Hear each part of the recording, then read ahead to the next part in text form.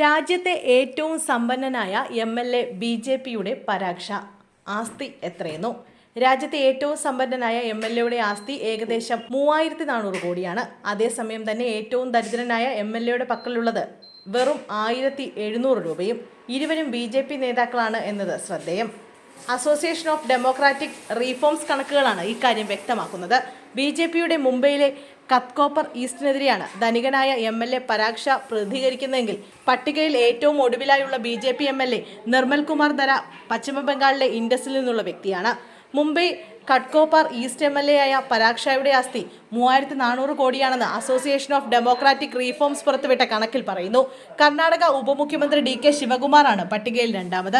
1413 കോടിയാണ് കനകപുരം മണ്ഡലത്തെ പ്രതിനിധീകരിക്കുന്ന ഡി.കെ. ശിവകുമാറിന്റെ ആസ്തി. എം.എൽ.എമാർ ഏറ്റവും ഒടുവിൽ നടന്ന തെരഞ്ഞെടുപ്പിൽ സമർപ്പിച്ച സത്യവാങ്മൂലത്തിലെ വിവരങ്ങൾ അടിസ്ഥാനമാക്കിയാണ് പുതിയ റിപ്പോർട്ട് പുറത്തുവന്നത്. ഏറ്റവും സമ്പന്നനായ 10 എം.എൽ.എമാരുടെ പട്ടികയിൽ ആന്ധ്രാപ്രദേശിൽ നിന്നുള്ള 4 എം.എൽ.എമാരുണ്ട്. 28 സംസ്ഥാനങ്ങളിലെയും 3 കേന്ദ്രഭരണ പ്രദേശങ്ങളിലുമായി 4092 എം.എൽ.എമാരുടെ വിവരങ്ങളാണ് റിപ്പോർട്ടിനായി ശേഖരിച്ചത്. ഒഴിഞ്ഞുകിടക്കുന്ന 7 സീറ്റുകളും സത്യവാങ്മൂലങ്ങൾ വായിക്കാൻ കഴിയാത്ത രീതിയിലുള്ള 24 എം.എൽ.എമാരുടെ വിവരങ്ങൾ ഒഴിവാക്കി ഉള്ളതാണിത്.